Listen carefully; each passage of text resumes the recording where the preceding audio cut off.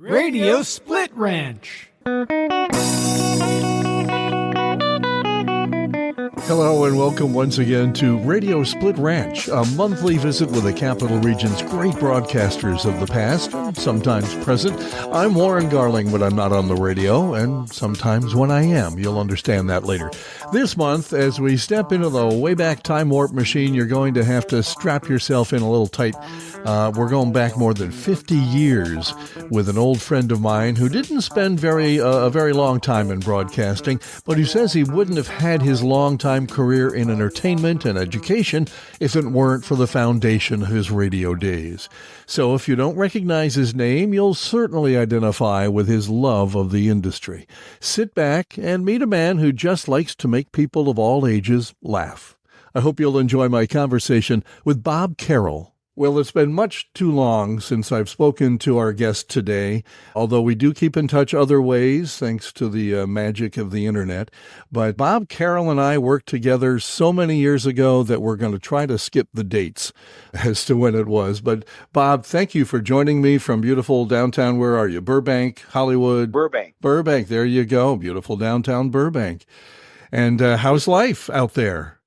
Life is treating us good here. It's nice to be retired. I haven't figured out what career I'm retired from, but I am retired. Well, that'll come up in our conversation because you've done so much over the years. And it all started, weren't you just a young boy from the Amsterdam or Johnstown area? Tell me a little bit about how you got started.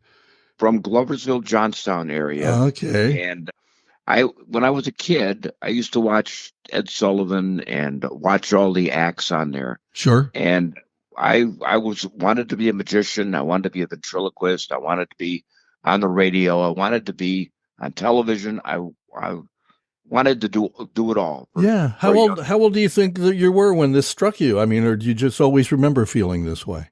I remember when Sherry Lewis used to be on television in the 50s. Yeah. She was kind of growing up in Paul Winchell and Jerry Mahoney. There you go. Shows. And he was like the forerunner of the Muppets because Jerry could dance and sing and played the drums. Mm-hmm. And even though he was a ventriloquist figure, he did all those things. And I went, that's what I wanted to do with a puppet, to make him seem alive. Yeah.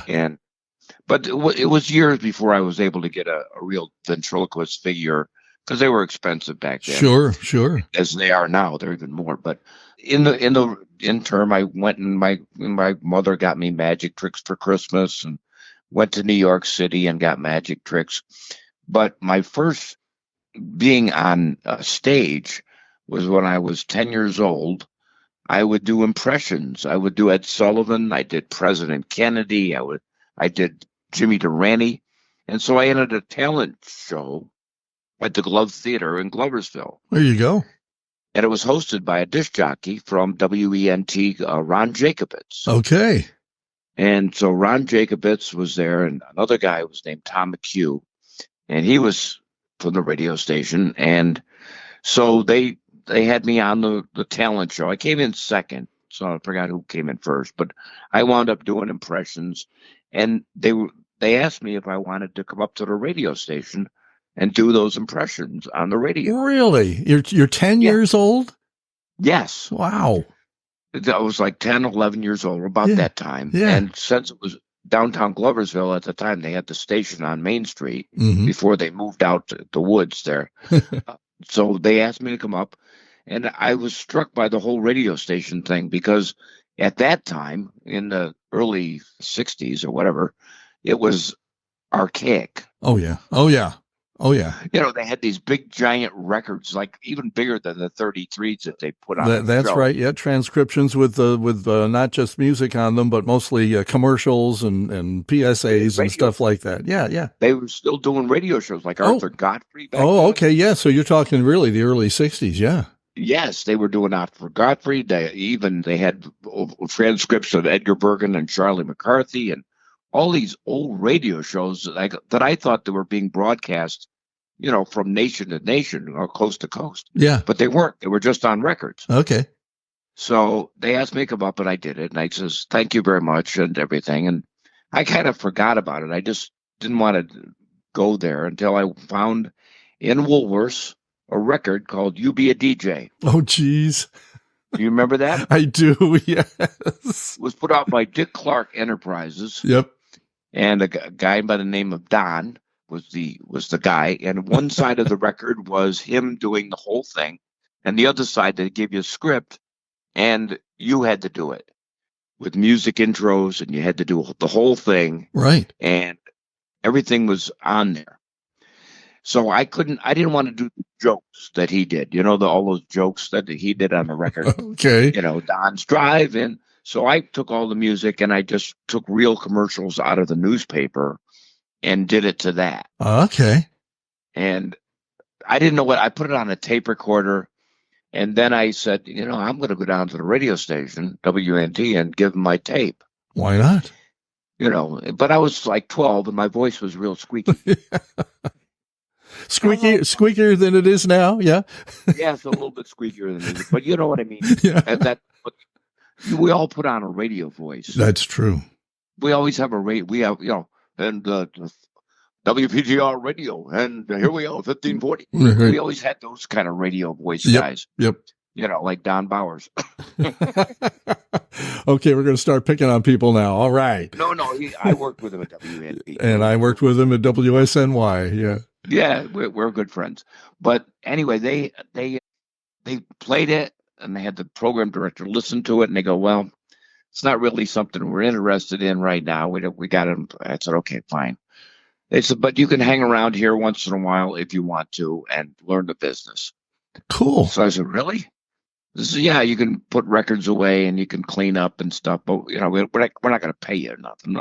Of course not. I was so excited about it, and they go, "But when I got in high school, just the first year of high school, I asked them, I said, could we do like news from the high school, like radio news for the high school? I'll do like a 5-minute report." Nice. So they said, "Okay, we'll do that." So they got somebody from Gloversville, Johnstown, and I wound up doing the Johnstown news. And eventually they wound up hiring me, but I couldn't be on the radio because my voice was too high. Oh, okay. So I actually started probably when I was 13 working for WENT. Wow. Well, you beat me by 3 years. That's cool. Yeah. 13 years old. So I worked for them, but they wouldn't let me. They actually made promos for me called the Bob Carroll Silent Hour. So they wouldn't let me do the commercials or the weather or anything because my voice was high. So you're a glorified board op. Right. Yeah. So what happened was Howard Samuels was running for governor of New York way back then. And I was the only one who was able to interview him when he came to high school. Wow. So I got the interview, and they asked me if I would do it and bring it down to the radio station. I said, yeah, I would. And they cut my voice out. Jeez. And the other disc jockeys were upset. Yeah. They said, he got the whole interview. Why don't you say, here's our Johnstown High School reporter interviewing Howard Samuels. So they said, okay, we'll do that. Fine. So I didn't get really on the radio until Christmas Day. One of the disc jockeys, Tom McHugh, wanted to be with his family. Of all things. The radio didn't pay much back then. So I'd rather be with my family and Joe Tobin, who ran the station. Well, what are we going to do? We don't have anybody else come in. And Tom says, yeah, get Bob in. A star is born. And he says, well, I know he works here, but I never heard him on the radio. And they said, it's because you won't let him. So they called my house Christmas Eve, and they asked me if I would come in Christmas Day and work. When you work Christmas Day, you just work by yourself. Oh, there's nobody else in the building. Yeah. Right. You're just taking news off the ticker tape parade there and reading the thing. But I did it by myself, and then I just wound up having my own show after a while. Isn't that crazy? Yeah. And after I left there, I went to a lot of radio stations, WCSS in Amsterdam. I went there for a few weeks. They needed to fill in. Okay. But then I went to WLFH in Little Falls. Mm-hmm. WLFH was run by Hank Brown, who I don't know if you know Hank Brown, but The- or heard of him. It seems that a lot of the folks that worked or that ran stations, the outskirts of the Capital District, I really don't remember a lot of their names, including my own when I was working in Saratoga. He had his own TV show called Twistorama at the time. There you go. Yeah, it was on KTV, WKTV. That's Right, what it was. right. Channel 2. So I worked with him at WLFH, and it was one of those stations where they paid you in coupons, food coupons, tire coupons, Hey, very little money. it beats vinyl. I've been paid that way. Get record, take whatever record. Exactly. But it was the best experience at WLFH because my boss, Hank Brown, was part of the radio crew, and he loved it when we were just doing jokes on the radio. Nice. So we wound up doing so many different things that it was pre-Howard Stern. We Okay. did things that we'd say we couldn't get away with this on any other station. Really? We had a fake frog festival in the town of Little Falls in Ilion that we had Ed Sullivan as the master of ceremonies. Okay. We had the whole fake parade, and we had planned this thing weeks ahead of time, and it just didn't happen. It was all inside the radio station. That's terrific. Back then was Univac. Remember Univac? Oh, sure. Computer. Yeah. Early computer. Univac Yeah. company. They took the whole day off for this frog festival. Oh, It didn't exist. Darned. Now that's radio. That's the theater of the mind. That's Now, terrific. I was the morning disc jockey back then, Mhm. and there wasn't a 24-hour station. And I come in the morning. I open at 6, Mm-hmm. and I come down, and the radio station's gone. It burned down. Oh my God. It burned. The man at night, the night disc jockey, was an arsonist. Oh no. You're Yes. making this up. No, I'm not. His name was Joe. I'm not going to say his last name. Sure. But he burned the radio station down. I'll be darned. Yeah, and so we were off of course I didn't know. I mean, where are you going to get the news from? This radio station is not. He showed up and So- it's just not there. It's man. I mean, I see the fire trucks are there, and I see Hank Brown there, the other disc jockey. So we're all out of work. Man. But his resource was getting a trailer and getting a new transmitter and getting everything back was like 72 hours. Excellent. So it was crazy. And, he says, now, Bob, I know you just had a fire and everybody knows about it in town. I says, yeah, it's a small community. He says, I just asked for one thing. I said, what is that, Hank? What do you want? Don't mention the fire. I said, Seriously. it's the biggest news story they've ever had in Yeah, town. exactly. If you don't want me to mention the fire, no, whatever you do, don't say anything about the fire. I says, all right, Hank, you sure? Yep, don't say anything. I said, okay, fine. So we get back on the air, and he says, and now it's time for Bob Carroll's radio show. Welcome back. And my first songs were Fire and Rain. I Am the God of Hellfire. Yeah, right. Crazy World of Arthur Brown. Yeah, I love it. I said, okay, Hank, I didn't mention the fire. Yeah, that's terrific. Oh, Bob, you're something.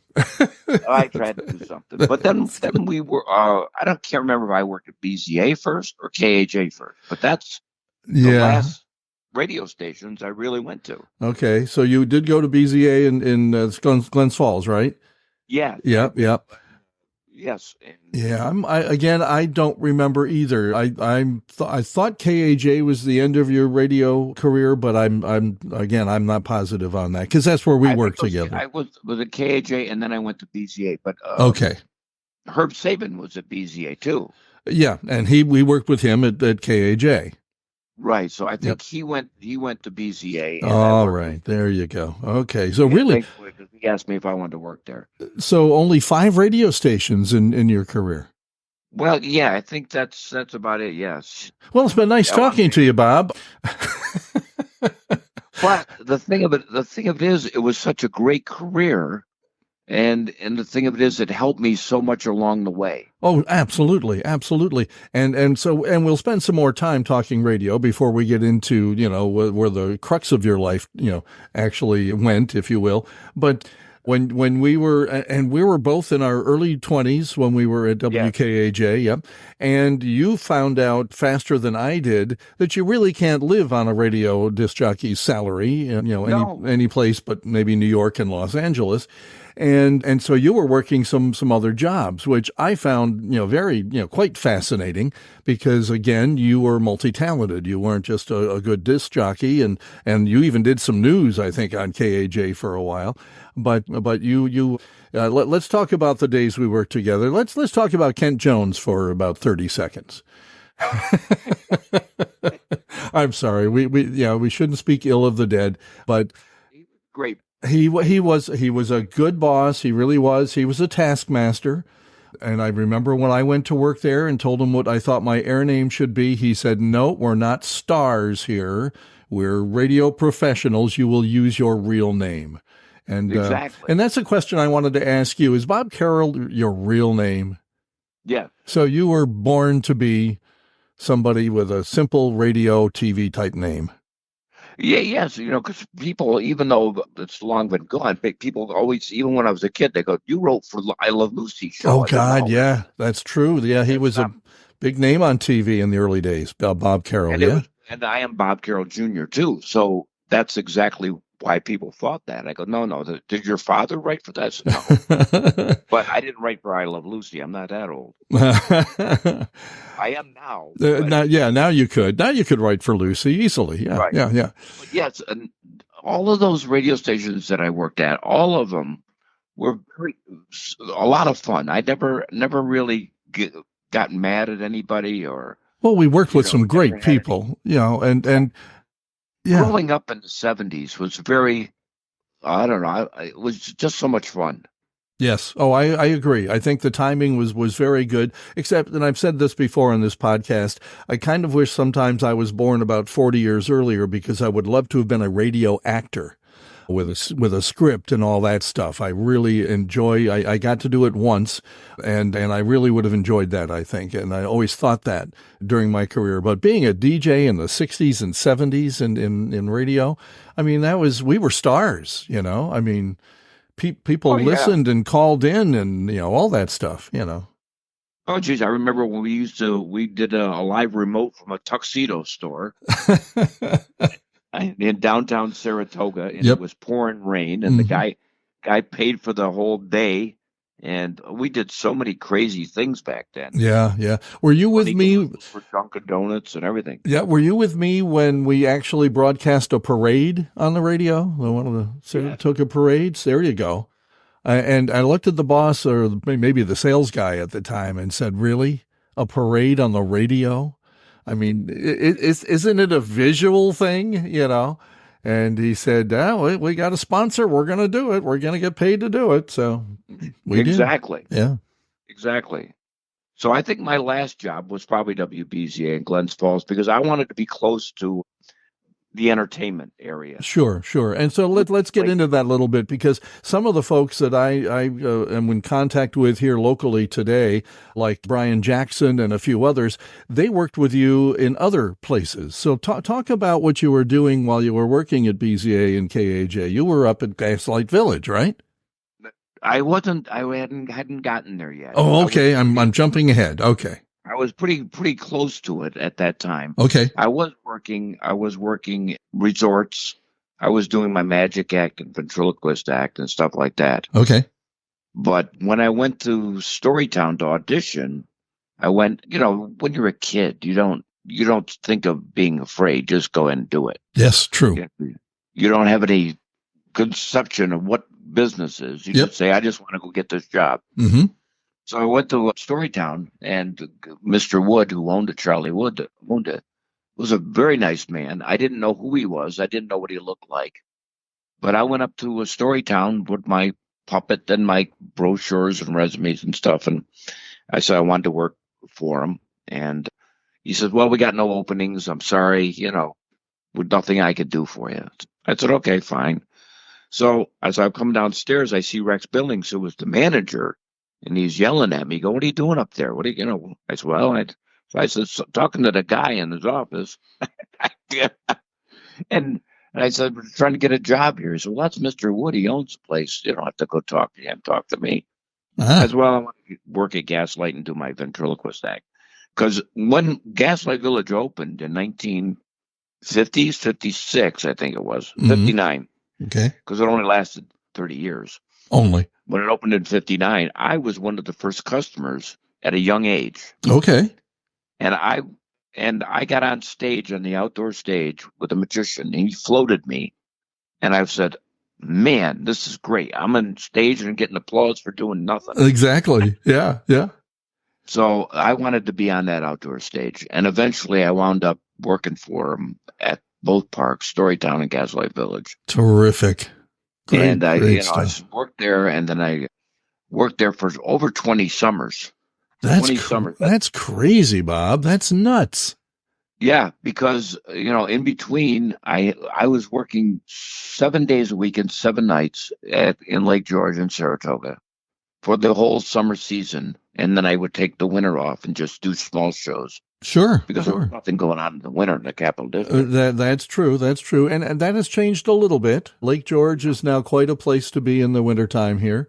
Yes, And Saratoga, even though it's very busy summertime, it keeps a year-round business going. Lots of great restaurants and venues up there, music venues and such. So, but exactly. but back in the 70s, you're right. The place just kind of folded up in the wintertime. Yeah, but during the summer, during those 13 weeks in the summer, it was the place to be. Absolutely. Yeah. Yeah. It was a place, and it started dying out once the airfare started going down and people went to other places. Sure. Sure. Yeah. They went to, Las Vegas, and they went here and there. And it wasn't like a family destination like it was in the 60s and 70s, Mm-hmm. because they had so many. I mean, every resort had some kind of entertainment. Yes. Whether it True. was Roaring Brook or Thousand Acres or Alpine Lodge or Yep. even the motels were having entertainment. Yep. You're correct. Yeah. Yeah. So I was right there at the right time. Me and a handful of other entertainers Mm-hmm. was able to get into all those places. I not only worked Storytown, but Timetown, which was way up on the hill, was another small amusement park. I worked there with my friends Rob and Carol Allen. They were magicians. So I worked there, and there was a lot of places around it. You had Frontier Town, North Pole, That's true. Magic Forest, so many different places where people could work. And so I worked there, and I worked exotic dance clubs because they had those in the area. Yes, I worked with strippers. Oh, my Lord. I think that's Yes. the first time the word strippers has been said on our podcast. Well, there you go. They were lovely human beings. It was absolutely. Yes. And But, the thing of it is, because even back then, when I started doing that, I was 16, 17 years old, working at the Rustic Inn and all these other places around that had that kind of entertainment. Yeah. But I had to sit in the kitchen. Sure. I couldn't come out to the bar area because I wasn't 18. Yeah, there you go. Age, Yeah. whatever. Crazy. And so I had to sit in the kitchen before, and they'd bring me food or something, and I'd go on and do my show and collect my $75 and get out of there. Isn't that crazy? Yeah. But you do enough of those $75 evenings and it added up. You could actually eat, it's terrific. Exactly. Because being the only one out there that was doing those things, Yeah. it was great. But even after the 80s, because we left to go to Las Vegas to work in 1979, 80, and 81. Okay. All right. I still came back to work Gaslight Village. Oh, that's cool. That's came pretty back. neat. Yeah. Gaslight Village, yesterday's fun today. The big news in Lake George is Gaslight Village, featuring the all-new ice show extravaganza Americana Ice. Over 40 spectacular rides and shows included in one admission price. Enjoy the space shuttle, cavalcade of cars, and old-time melodramas. Continuous live entertainment, all wrapped up in the 1890s atmosphere of fantasy and fun. Gaslight Village, Lake George, New York. It's so weird because we had a television show back in Albany in the 70s. Yeah, talk about that a little bit on Channel 13, right? WAST. When it was WAST, Albany, Schenectady, Troy, correct? Yeah, exactly. Yeah. And it was near East Greenbush, I believe. Menands. Yeah, Menands, yep. Yes. Because they had the Menands Mall, remember? Oh, gosh, yeah, sure. There was a flea market in there eventually. Yep. Yes, but I was working in a magic shop. There was several of them. At the Northwood Mall, we had a House of Magic. Mm-hmm. And then I had a magic shop up the street called MCM Magic. And so I had many different hats that I wore. And so they asked me, so would you think about doing a television show? We're going to call it Up and Away. There you go. What year do you think this was, Bob? Geez, 72, 73, something like that. Really? Okay. Yeah. So it was after your radio stints were done. Your radio career was pretty much done. Yeah. Okay. So we did that. We did that for about a year, and it was a successful little kid show. Sure. And we knew Betty, George, and Moo. There you go. Absolutely. John Wolfe, famous folks from Channel 13. Yeah. Absolutely. So when we left, because one of the guys who was the MC of our show, he wanted to go to New York. So I said, well, I can't do it just with one other person. I needed three, and there wasn't anybody around. So we just gave up the show and said, we weren't getting paid much. You know how TV was back then. Yeah. You know, it was sponsored by Sears, but we didn't get, I think there was three of us, we got $50 a piece. Jeez. To come in and do a show for kids. Isn't that crazy? Yeah, it was $150. That was their budget. Yeah. But once again, as with radio and those early days of TV, you weren't doing it so much for the money as that you just enjoyed doing it, and you couldn't think of doing anything that was more fun. So that's the thing. When I worked at Gaslight Village, I don't know if you've been there. You know that there was a big giant opera house. Yep.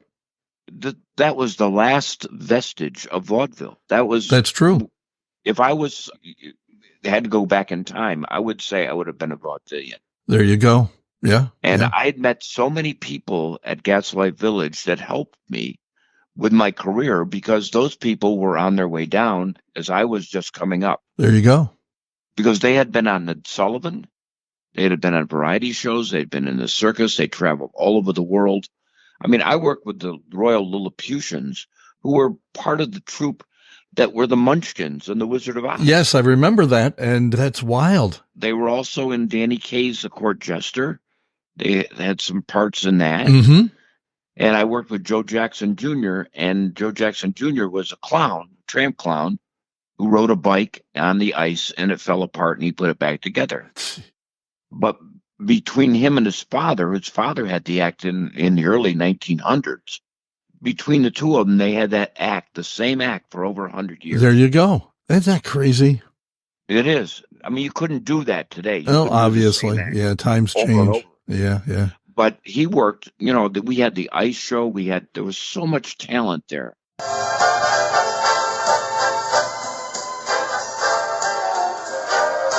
Ladies and gentlemen, welcome to Gaslight Village, where we have continuous entertainment over at the Opera House. Right now, oleo acts are now going on with our singing waiters and waitresses. The outdoor stage is located directly across from the main entrance, and our first show of the day will be at 2:20 this afternoon. That's just 15 minutes from now.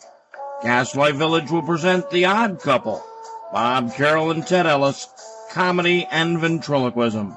Plenty of park bench seats are available. Head over that way now and enjoy the show. Me and Floyd Vivino. Floyd became Uncle Floyd down in Jersey, and he was in movies like Good Morning Vietnam and Crazy People with Dudley Moore. Mm-hmm. So he became an actor, and he became famous in New Jersey and had a career down there on television. So all of us really were just starting out. Sure. Yeah. And I say that because of the fact that people say, why did you go back for 20 years? It was because we all wanted to go back every year. We didn't want that summer to end. Yeah. Crazy. Because Lake George was, you know where Lake George is, but Gaslight Village was the village you saw before you got into Lake George. That's true. Yep. Because you come over that Route 9 and you see that lights of the Ferris wheel and the park, you think that's Lake George. Mm-hmm. Yep. Yep. And you hadn't even gotten to the village yet. No. Exactly. Crazy. So all of those things happened, and then I eventually we went to Vegas, and I worked in an amusement park, Old Vegas, out there for a while. And then we came back home because I was working in all the lounges Okay. at the time. Mm-hmm. And when Howard Hughes bought up all the hotels and he came in and bought things, he got rid of all the lounge acts. So there was no place to be bad anymore. Mm-hmm. You know, I mean, they had, talk about lounge acts. I mean, you had Don Rickles in the lounge. Yep. Waylon Flowers and Madam. You had all these people working lounge acts, Yeah. and it was only a 2-drink minimum. There you go. You know, you come in, sit down, and it was 24 hours of entertainment. Yeah. So I just came back, and then luckily I did, because I worked for a private company and did school shows, safety shows for kids, Mm-hmm. until I finally retired. But Okay. I did that for 25 years. All right. Well, let's back up a little bit, because a couple of highlights happen along the way here, that where we actually crossed paths again a couple of times, and one of them is you got into the Guinness Book of World Records. Yeah. Yeah, and for the unknowing and uninitiated, that's not easy to do. And No. and you didn't ride a bike upside down for 24 hours or something like that. You actually, well, you tell the folks what wound up happening. I did it twice. Okay. I looked in the Guinness Book and it said 12 hours. Guinness Book record. Okay. Joke telling. For joke telling. Yes, there you go. For joke telling. Now on Wolf Road in Albany, there was a Beefsteak Charlie's. Okay. Remember those days? I do. Yeah. So there was a lounge, and I was working there, and the guy says, "Can you do something exciting? So we get some business in the lounge." So I could do this thing if I could try it. So I did 13 hours. Okay. And so they had to open early in the morning, and they couldn't serve drinks or anything at that hour. But Mm-hmm. so I did it for 13 hours, figuring I was going to get into the Guinness books. Yeah. But little did I know that it's all about the timing when you do things, because the Guinness books get published at a certain time, and they only take so many, entries, Sure. and the latest entry gets in. Okay. So I had to call Guinness Book after I didn't get in the first time, because somebody did 15 hours Okay. after I did 13. So I go, okay, it's me and this guy in England. So I called Guinness. I said, when is the latest I can put something in the book so it gets into the following year? They told me.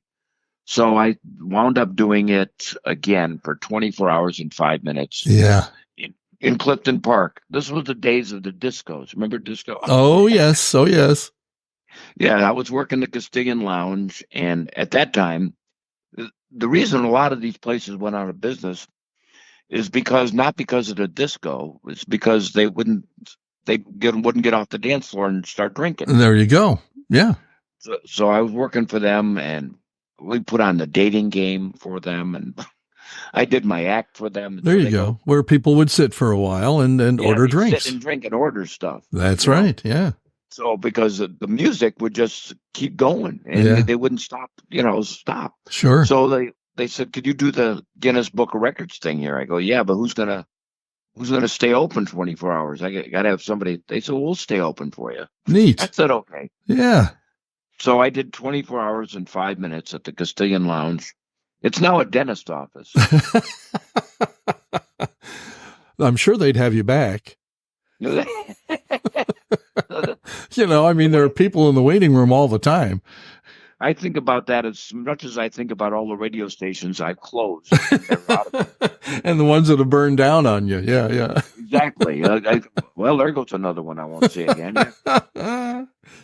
Oh, so all of those. So I got in the Guinness Book, and that's when I decided, when I get in the Guinness Book, that I would go to Vegas. And I figured I'd make it in some place. Okay. But there was so much competition back Okay. then. But Now, it was a great experience. I got to work. Oh yeah, with some terrific people. Yeah. Yeah, and it was, as you say, it was steady work. Now, I'm not sure where this fits into the timeline. I know that it had to be in the early 1980s. You actually, we crossed paths again. I see in the newspaper that the new Rotterdam Square Mall is going to open. And the entertainment that first weekend, it consisted of Bob Carroll and his magic. And I'm not sure if you were doing ventriloquism still with your act at the time, but I brought the family, and our youngest son volunteered from the audience. Well, I don't know if he volunteered. You kind of looked down, saw me, and pointed at him. And I don't know if you remember this or not, but it's seared in his mind. He was probably 4 or 5 years old at the time. So it was probably the mid 80s. He was born in 81. So yeah, so it was the mid to late 80s. And boy, when I saw that in the newspaper you were going to be there, I said, well, we got to be there. So we're sitting there, and you you brought him on stage, and it was all planned. You usually had somebody come up, and I don't know if you remember it. I just know that you handed him your magic wand and it wilted. Yeah, it fell apart. And so, and all you're telling him to do is wave the magic wand over the hat or something, and every time he took it, it would go limp, So at one point he decides he's going to do this. He takes it and he starts flipping it to see if it'll go straight again. If it'll stiffen up, and the audience goes crazy. And there was a good crowd there that weekend. Audience goes nuts, and you start laughing. And I don't know. Again, you won't remember, but you came down off the stage later and you said, "Hey, can he go on the road with me? He's good." Yeah. That's one of those tricks where it's just great for any age for the kids. Yep. Think they did something wrong and they were able to fix it. So I was working with Mr. Wood at that time, and we were doing promotions for Storytown and Gaslight Village. Ah, okay. So that might have been that must have been it.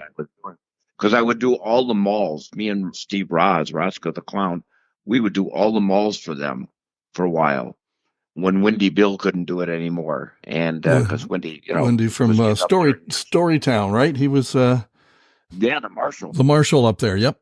Marshal of Ghost Town. He was there for 50 years. Wow. Yeah, we became good friends. He pinned a badge on me when I was 5 years old, and I grew up to admire him and hang around his house. And work with him. That's cool. And work with him, yeah. I filled in for him when he had heart bypass. Wow. They asked me to be the marshal. I said, no, I'll be a deputy. I won't be a marshal. Yeah, you can't take his place. Can't get into his boots. Said, no, I know kids are going to be there and asking him, sure. Where's my band? Yeah, exactly. So I got to be a deputy, not a marshal. So. Oh, what great stuff. Yeah, it is. So you go out to Vegas, you come back to the area, and now you settle. Now, did you settle here locally, or did you go over into Massachusetts somewhere? We moved to Massachusetts. That's what I thought. Glens Falls for a while. We moved to Glens Falls, and I get a phone call one day from this company, and they asked me to fly out to New Jersey and audition to be an entertainer for a safety company. They put on Say No to Drug shows for kids, and safety, fire safety, and regular safety, bus safety, street safety, and all that stuff. Stranger danger sort of stuff. Yeah. So I go out and audition. I get the job, and then it was a great job because they paid me. They gave me a car. They paid for my equipment, paid for my hotel. They paid for our health insurance. Nice. So I said, I'm going to stay with this job as long as I can. So they said, well, you have to move to Massachusetts. So we moved to Massachusetts, stayed there for 25 years, and then after I retired from that job, I said, well, I think my career's over. Well, yeah, I suppose. And it wasn't. And we'll talk more about, what you're doing in retirement, as most of us are doing something in retirement. Yeah, exactly. You can't just sit I could sit on my butt all day, but my wife wouldn't like that too much. So, yeah, so you did 25 years in the same area. So obviously made a lot of, friends and certainly contacts all over the place. Right. But I did 7 states, so I was on the road quite a bit. Sure. So, staying overnight in hotels because each school district's different. You don't know if it's going to snow, and you got to be in place and everything. But it was great experience. I really enjoyed it, and I did magic and puppets and made kids happy and saved some lives. I knew that I did. There you go. Well, you made a difference. Absolutely. You were giving at the same time you were, entertaining. And as they say, you do something you love and you don't work a day in your life. So, I mean, certainly there was some work to it, but you were having fun and doing what you had always wanted to do in front of folks. Exactly. I always said that, if you find something you love, you're not working. Yeah, You're that's not true. working. You're just enjoying it. Terrific. So you finally, the traveling got to you and you finally decide maybe it's time to hang up the puppets? Yeah, we can. That's what we said. And we had grandkids out here in Burbank. So, once you get grandkids, you say, I'm going to move out there. So that's why we moved to Burbank. And our families are out here. So we helped raise our granddaughter and our grandson while they were growing up. So Nice. That's always nice. Yeah. great experience. And I don't have to shovel snow. That's also very Just have to nice. move some of the mud out of the way when they get slide. Yeah, exactly. Yeah. You watch out for the fires. Yeah. Other than that, and the earthquakes, occasionally the earth moves. Yeah, we only have 3 or 4 seasons, but they're all the same. Earthquakes, fires, mudslides, drought. There you go. But you're enjoying yourself out there, and you're not limiting yourself to just there. I see you posting online that you're in Vegas a lot because it's just a short drive away. We go to Vegas for trips, because we're so close. So we do go to Vegas every once in a while, see some shows. I do like to watch the live entertainment. I miss a lot of it from the days when Ed Sullivan was on. Oh yeah. Oh, those days are just so far behind us now. It's amazing. Variety shows. I mean, all the talk shows, and Mike Douglas, and Burt Griffin, and all those were great days to grow up and see entertainment. That's true. All the old comics are all gone now. And yeah, that's true. That was always what I wanted to be, an old-time vaudeville comedian. There you go. So you launched something not long after you got out there because of the unfortunate circumstance of the COVID and the shutdown. And I think this was just very smart thinking on your part because, we needed some relief from what we were going through. So tell folks how the idea came about and what you did. Well, when we got the news that we were going to be locked up for 2 weeks, it was only going to be 2 weeks. Right. So I told Debbie, I says, what am I going to do? I says, I got to come up with something to do because I can't just sit here and not go anywhere or do anything. So I just said, I'm going to go get a trivia book out of my closet and just do a trivia show. So I went on March 17th, 2020, practically the day of lockdown. Yeah. Just turned on Facebook and just did a 30-minute show. I gave away a prize at the end. And then I got done and the people showed up. And I go, I'm going to do this tomorrow and the next day and I just did it for the whole 2020. Almost 7 days a week. Wow. For 2020. And then I go, well, I'm going to stop. And people go, no, keep going. So I just kept going and then wound up as of last couple of weeks ago, doing the 600 show. From an outside an old Red Lobster, it's Trivia Time's 600th episode. It's time for a man who went from being unknown to total obscurity in just a few short years. The Trivia King, the one, the only Bob Carroll.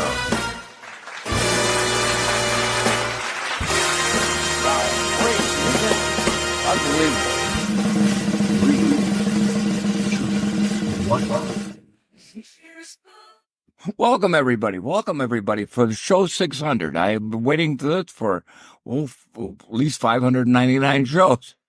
I went down to 4 days a week and then 3 days and then 2 and then 1. And I go, because it was a lot of work towards the end. Yeah, and anybody that's watched it, and you can still see some of it online. You've got, I know that I found your 600th show on YouTube. So if folks want to go and see that. And that's interesting because it's kind of a retrospective of your career a little bit, isn't it? That 600th show? Yeah, I had my Ventax on there and some of the other stuff I've done with people is on there. Yeah. TV show that I did out in Vegas, we did a pilot for. Hi, friends. Fetchit Smith here for Fetchit Smith's Used Pets. That's right, we've got 'em. Anything that you want. Your little heart desires. A goldfish that can't swim. A bent pussycat. A straight camel. We even got a dog that stutters. Ba-ba-ba-bow wow. So come on down and see us. That's right. That's right. We have 'em all for you. A little bit of magic and ventriloquism. I love doing the variety shows Sure, on the sure. trivia show Yeah. because it gets the people who are viewers are also entertainers. Yeah. A lot of them are magicians or ventriloquists or singers, or they do some kind of entertainment. Yeah. And that's how I got my audience for the trivia time. There you go. So I did that, and then I said I stopped at 600, but I told them I'd come back and do it once a month. It's a lot more work now because it was trivia in the beginning, and then I started adding jokes and then comedy bits and then more production and games and puzzles, and so it got to be a big production after a while. And very well done. I mean, I've watched a little bit of it, and you can tell you're having fun. And hey, those old jokes have to go somewhere. So exactly, you got to keep. Today they're called dad jokes. Yeah, exactly. Yeah. In the old days, it was just a joke. Yeah, yeah. I remember when I sat and watched you a little bit trying to do the Guinness Book thing. I'm sitting there watching you do it, and I realized that you didn't go all that long before you started repeating jokes. And I said, well, he can't have 24 hours or even 12 hours of straight material. I mean, he's going to have to repeat. And we all did that in radio. I mean, I used to, the lines that I thought really worked, I made sure I kept them. And a year later, I would do them again on my, weekly radio thing. Who's going to be listening that was listening a year ago and remember that I said that then, That I picked up from Boom Boom Brannigan, if you remember that name, obviously. Oh, yeah, I remember Boomer. Yep. And always record hop. I helped carry his records. Yeah, did you? You're not the only one. There's quite a few in this market that did that. Yeah. Can I help you up to the gym with these? There you go. Catholic school. Yeah.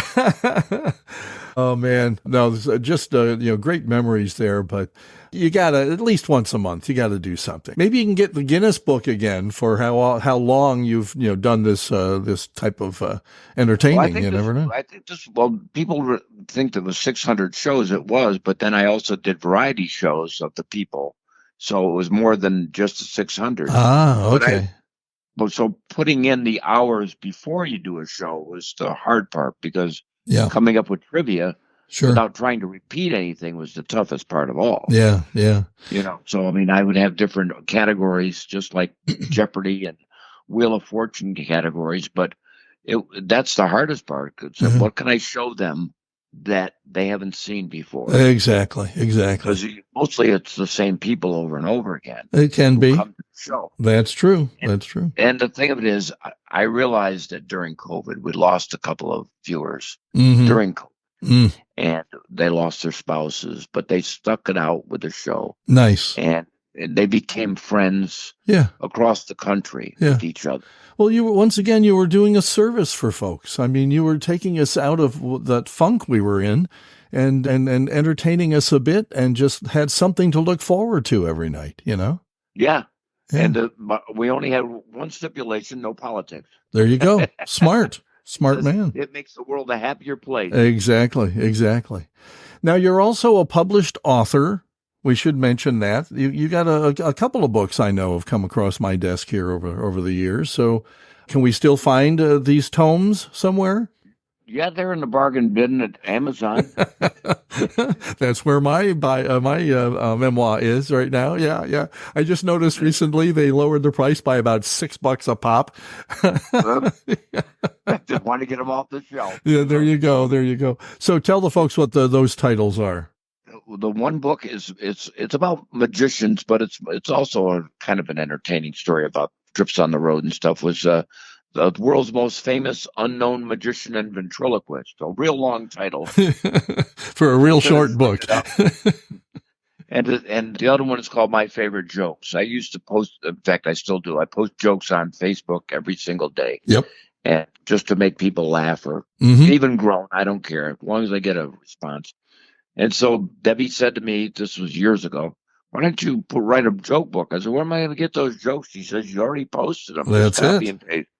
That's it. So I did. I Absolutely. copied and pasted all the books into a book and put it on the market. Excellent. Excellent. And if you're an entertainer and or a disc jockey and you need some material, that's exactly where you can go find it. And I can attest to that. I've used more than one of your lines on the radio. I'm not going to lie to you. Yes, and my good friend Mark Fuller, who still does a radio show, we went to high school together, and he's out in Syracuse area. Okay. Still reads my joke books. You're going to live forever, Bob. Well, it just seems that way. More and more every day. Exactly. Well, I tell people I'm going to live forever, and they look at me funny, and I say, well, so far, so good. Well, I never thought, when you're growing up, that things you grew up with would no longer be there. That's true. That's always the thing that makes you sad. Mm. You go, that amusement park's not there anymore. It's now just a park. Or, that boss is not there who I really liked. Or, Yeah. These people that you miss. But along the way, you go, well, I drive through Saratoga and go, where's the radio station I used to? Mm-hmm. Yeah. No, not there anymore. Yeah. So there's the parking lot, but Exactly. Exactly. Yeah. Yeah. It's crazy. Yeah. And sometimes it's just the parking lot that's left. exactly. There's nothing else there. Yeah. Yeah. It's just the nature of things. It's you got to be ready for change. Yeah, exactly. But it's been a charmed life. I think back. I said I wouldn't change a thing about what I did. Good for Whether it you. was right or wrong. I think it's everybody's right to do what they want to do for a living, or try to make their dream come true. Yeah. Yeah. No, I feel the same way. I don't regret a day. And my life took a real weird, turns along the way and strange, corners and such. And yet I wouldn't change a thing. It all seemed to unfold the way it should for some crazy reason. And exactly. When I left radio, I was kind of sad because that was the catalyst that got me going into show business. Sure. Yeah. But then in the same sense, I wanted to be out there with people so I could see people. Mm-hmm. Because radio is a lonely business. It is. And that may be where we're different. I really didn't need the live audience. In high school, I did the school plays and the talent show and stuff like that. And it wasn't bad. But the second I left high school, I stopped, stage appearances because I was now on the radio. And that was fine. When you put me in front of a group of people, I'm just not as comfortable as I was with that sole microphone in front of me and being alone in the studio. And so that's when I was most comfortable anyway. And so, to me, I really liked working at every radio station I was at. It's just the fact the pay wasn't great. Let's put it that way. Yeah, that's true. You really couldn't live on it. No. No, you had to make other income. Yeah, exactly. In those days, Yep, it's not like the big radio station stars that they have today. But it was fun while it lasted. But then I said, once I found show business in another storm, I said, this is what I really want to do. There you go. Well, Bob, it sounds like things are good. You sound healthy. I know you're enjoying life out there. Your son followed you into the business. Tell us a little bit about what he does, and then we'll wrap this up. Okay, yeah, he got into show business on the other side of it, and directing and producing and being an executive producer for a lot of shows that people might have seen, like the show that's called Botched, where they do plastic surgery. Okay. He helped make that show and produce and direct it. He's done the Real Housewives shows. He's done a lot of different reality shows along the way. Good for him. And he's done documentaries, and he's working on one now it's going to be in the theater. And I don't know exactly the name of it, but I know it's about West Point. Interesting. Very good. Well, congratulations. The legacy lives on. I'm glad it does. And I'm just get better than you do. And you always do. You absolutely always do. Bob, thank you for taking the time today and sharing your story with us. I know it wasn't a whole life of radio, but you've clearly explained how important that part of your life was, and you made Yeah, and you made a lot of friends here that still remember you and still talk about you. And, most of us are retired, but we just sit around and chew the fat and say, remember that crazy guy that used to do the puppets and the ventriloquism and the magic. And yeah, so you're might be on the other coast, but you're not forgotten. And I'm just so happy that our paths crossed for the few months that they did, back in 1972, 73 in there somewhere. And I appreciate it. Thanks for letting me sleep under the console. Which you really should have done, so you could be there when the station needed to be signed on instead of coming in 5 minutes after 6. Yeah. Woke me up, yeah. Oh, great memories. Great talking with you, Bob. Take care. Stay healthy, okay? All right, thanks. Radio Split Ranch. Funny how life works, isn't it? As I was editing this particular podcast and listening to Bob talk about living in California among the mudslides, wildfires, drought, and earthquakes, the desk in my studio shook for about 10 to 15 seconds as the Northeast was moved by a 4.8 measured earthquake centered somewhere in New Jersey. You can't make this stuff up. As Bob mentioned early in our podcast, he only worked at 5 radio stations when he was young and also had a very short-lived magic show on Albany TV. So, if we add his 6 sets of call letters to our running total of stations visited by all of our 31 guests so far, our grand total has reached 311. I wonder how many of those stations are still broadcasting from their original locations. Say, when you're checking out the 2 books that Bob has available through Amazon.com, please feel free to check out my memoir, I'll Have to Ask My Mom. Bob's mentioned in there. It's all about my entry into the industry as a young man. It's bargain priced, fitting for the humor that it was written with. I know you've been wondering through this whole podcast this month, is there any record of Warren and Bob's time together on WKAJ in Saratoga Springs? Well, you're in luck, I guess. Yes, from March 29th, 1973, got a quick clip of me doing morning drive. This is like air check 30 minutes tops, with a little help from Bob doing the intro and outro to, of course, the local school lunch menus. This is 1973. We read those at least twice every weekday morning. This was my first job out of college, so please be kind in your critique of this not quite 21-year-old trying to wake up Saratoga with a smile. It's evident I was having an off morning, and if this doesn't scare you too badly, please join me again next month on the Radio Split Ranch. In the meantime, don't cry because it's over. Smile because it happened. A bright, sunshiny day. Well, I don't know. We have clouds in the forecast for the WKAJ listening area, but you can't have everything. It's a Thursday. We're heading downhill toward the weekend. 14 and a half minutes after 6 o'clock and 34 in Saratoga Springs. And welcome to a Thursday Garland Go Round. We'll be here till 9 o'clock for our first portion this morning. Then we hop on back for our second chance, which we need almost every day, from 10 to noon. So if you're planning on spending the day inside, we've got plenty of entertainment for you, and it starts right now. And now it's time to check the school lunch program. Take it away, Mr. Radio Pronouncer. Thank you kindly, sir. We'll do that. It's getting stranger every day, folks. St. Peter's Elementary School hot lunch menu calls for, Thursday. Yes, that's the 29th. Let's just write that on my fingers here. Hot dog on roll, buttered vegetable pudding, and milk. That's over at St. Peter's, their hot lunch menu for today. Checking quickly with St. Clement's School, their hot lunch menu. Hamburger on bun, wax beans, rice with gravy, cookies, and milk. Let's hear it, folks.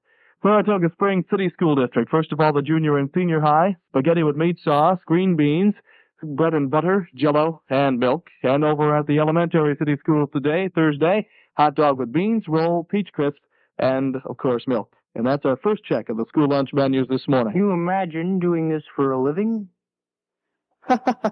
Yes, folks. He gets shorter every day, too. 6:16 our time, and music on the morning side from yours truly, the Garland Go Round. Sports. Ed Ingles on sports. Keith Morris of Sports Illustrated. Live local sports coverage. 4 sportscasts each day. The biggest sport in town. WKAJ.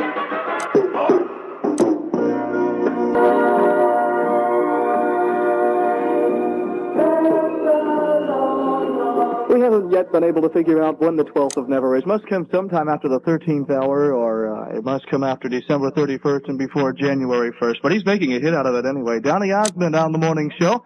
at 19 minutes after 6 o'clock. Temperature reading of 34 degrees, calling for variable cloudiness and mild weather today, tonight, and tomorrow. Chance of a few showers here and there. And the high temperatures both days in the 50s to around 60. Lows tonight will be in the low 40s. There's a 40% chance of rain today. That increases to 50% overnight, down to 30% for tomorrow, or Friday, heading into the weekend. Right now, again in Saratoga, 35 degrees.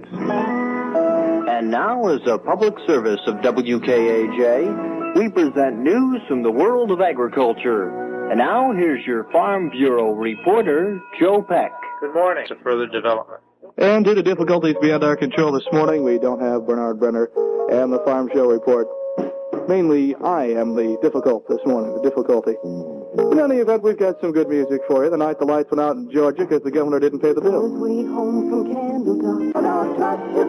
Sounds like a nice, friendly town, doesn't it? Yeah. 626 in Saratoga Springs, a temperature reading of 36 degrees now, heading toward a high near 60 today. I'm Warren Garling, thank goodness. I'm looking all over for my name, found Robert Hall inside my coat, but that wasn't it. Here's the memories for you from 72. Everybody's gone away. All right, time for your morning whistling exercises. Let's go now. Pucker up.